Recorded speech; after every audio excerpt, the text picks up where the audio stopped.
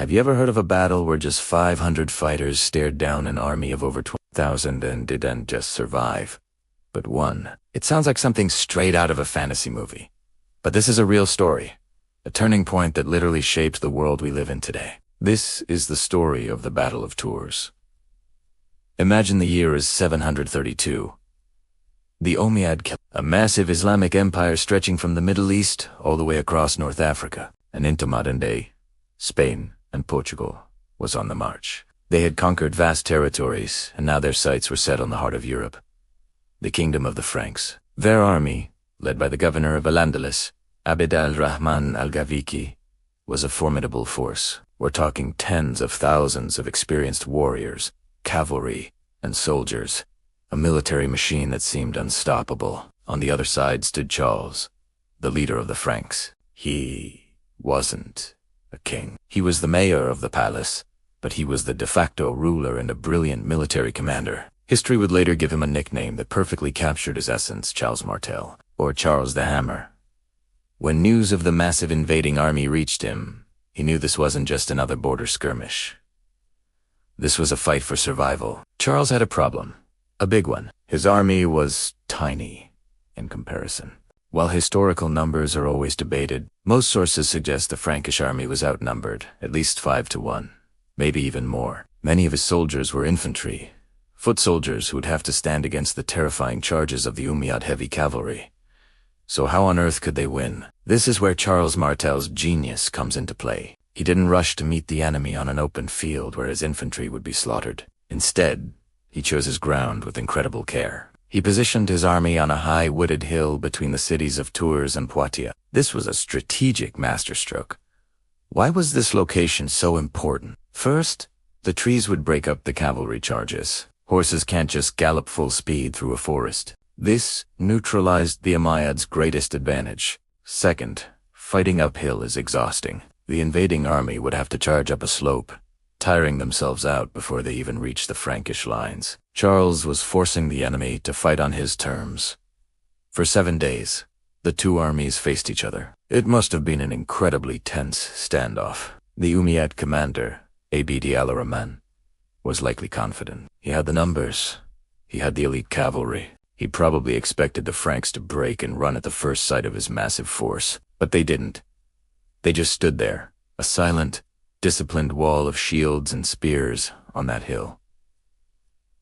This waiting game was also part of Charles's strategy. The Umayyad army was far from its supply lines, and winter was approaching. Every day they waited, they grew colder and hungrier, while the Franks were on their home turf, better prepared for the climate. Finally, on the 7th day, Abd al-Rahman ordered the attack. The Umayyad cavalry charged up the hill, expecting to shatter the Frankish infantry. But they crashed into something they had never encountered before. A disciplined, unshakable infantry square. The Franks stood shoulder to shoulder, their shields locked together, their long spears creating a forest of deadly points. Contemporary accounts describe it as a wall of ice. The cavalry charges hit this wall and simply broke against it, again and again. The Franks absorbed the shock, held their ground, and pushed back. This was almost unheard of in medieval warfare, where infantry usually crumbled before a heavy cavalry charge. The battle raged all day.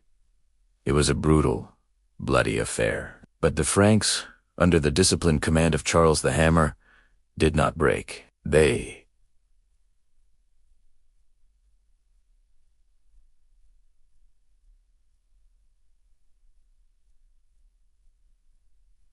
held the line. Then, the turning point. A rumor, possibly started by Frankish scouts sent by Charles, spread through the Umayyad camp that the Franks were raiding their baggage train. Now, this baggage train wasn't just carrying supplies. It was filled with the loot and treasure the army had gathered during its campaign through Gaul. Many of the Umayyad warriors, thinking their wealth was being stolen, broke off from the main battle and raced back to protect their spoils. This created chaos and confusion in their ranks. Abd al-Rahman saw his army starting to fall apart and rode into the fray, trying to rally his men. In the confusion, he was surrounded by Frankish soldiers and killed. The death of their commander was the final blow. The will to fight evaporated. As night fell, the Umayyad army retreated back to their camp. The next morning, the Franks prepared for another attack. They looked down from their hill and saw the enemy camp, but it was eerily quiet. Charles, suspecting a trap, sent out scouts. They returned with astonishing news. The camp was empty. Under the cover of darkness, the entire surviving Umayyad army had abandoned their tents and fled south, back toward Spain. The Franks had won.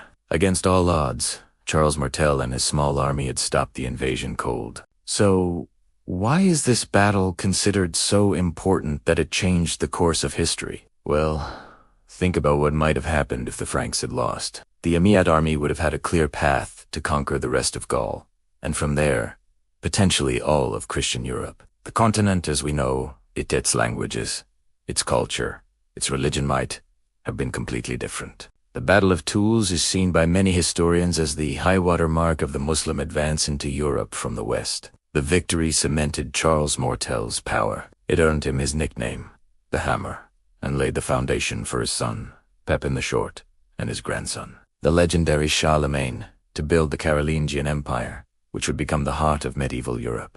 In a way, this single battle paved the way for the very idea of Western Christendom to form and solidify. It was a victory of strategy over strength, discipline over numbers, and leadership over arrogance. Charles Martel understood that a battle isn't just won with swords and spears, but with intelligence, patience, and choosing the right time and place to fight. The 500 knights in the story-esque legend are likely a poetic representation of the elite Frankish heavy infantry, the core of that wall of ice that stood firm against an overwhelming tide. The Battle of Tours is a powerful reminder that history is not inevitable.